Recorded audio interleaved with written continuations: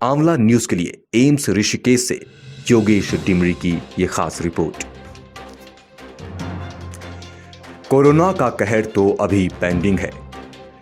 Pending मतलब जिनकी जांच अभी नहीं हुई है श्रीमान, और अकेले एम्स में 2100 से ज्यादा जांचें होनी हैं। पूरे राज्य में तो 6133 जांचें कल 2 बजे तक पेंडिंग थी। यदि इन सभी की जांच हो जाती है तो स्थिति बहुत ही ज्यादा डरावनी हो सकती है। ये इसलिए भी कि कुछ दिनों पहले 42 जांचों में 21 जांच पॉजिटिव आई हैं। इसका मतलब यदि 6133 पेंडिंग जांचें होती हैं तो कोरोना के मामले भयावह स्थिति में पहुंच सकते हैं। कोरोना पेंडिंग मामलों में ही नहीं, इसके हर पल में मामले बढ़ते हुए सुनने को मिल रहे हैं, क्योंकि जब कोरोना की जांच ही पूरी नहीं होगी तो वास्तविक आंकड़े तो डर पैदा करेंगे ही। जहां अकेले एम्स ऋषिकेश में ही 2100 कोरोना संदिग्धों की जांच रुकी हुई है और राज्य भर में 5000 से भी ज्यादा मामलों की अभी तक जांच नहीं हुई, तो ऐसे में अंदाजा मात्र लगाना भी भयावह है। इस स्थिति का अंदाजा तो इससे भी लगा सकते हैं कि राज्य की सरकार अपने मुखिया समेत क्वारंटीन के जद में आ चुकी है। वहीं राज्य का स्वास्थ्य निदेशालय मात्र आंकड़े तक देने में कछुए से भी धीरे चाल चल रहा है।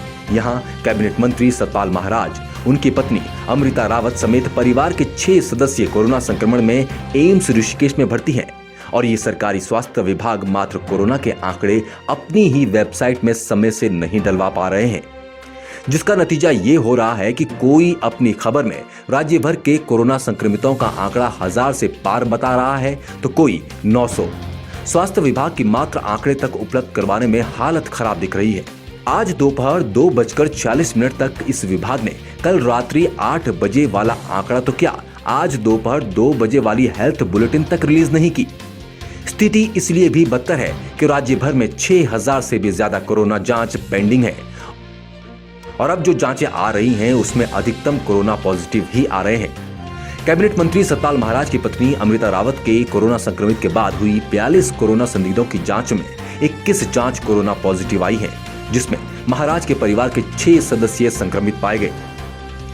वहीं एम्स ऋषिकेश में 1.5 साल की बच्ची के कोरोना संक्रमित होकर भर्ती होने से इस कोरोना ने सभी के अंदर डर पैदा कर दिया। इस सब के बावजूद सरकार इस संक्रमण पर कहीं भी गंभीर नहीं दिख रही है, जिसका नतीजा ये है कि जनता भी बाजार आकर इस संक्रमण को बढ़ाने का ही कारण बन रही है। इस गंभीर विषय में एम्स के चिकित्सा अधीक्षक यूबी मिश्रा ने गंभीर चिंता व्यक्त की, वहीं अपने यहां बढ़ते पेंडिंग केस के बारे में अवगत कराया। सतपाल महाराज अमृता रावत के परिवार के भर्ती होने की जानकारी साझा की। 1.5 वर्षीय कोरोना संक्रमित बच्ची समेत 35 मरीजों के स्वास्थ्य की जानकारी दी। वहीं अधीक्षक से वार्ता करते हुए कोरोना की भयावहता स्पष्ट हुई।